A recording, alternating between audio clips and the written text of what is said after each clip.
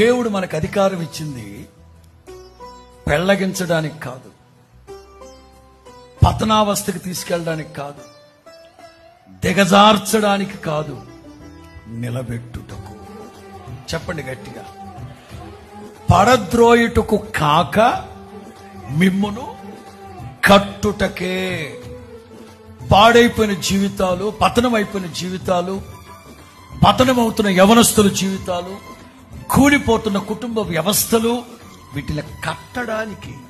అంతేగాని వాళ్ళేదో చీటికి మాటికి గొడవ పడుతూ ఉంటే నువ్వు అక్కడికి వెళ్ళి భోగి మంట వేసేసి కుటుంబం కాల్చి తగలబెట్టడానికి కాదు.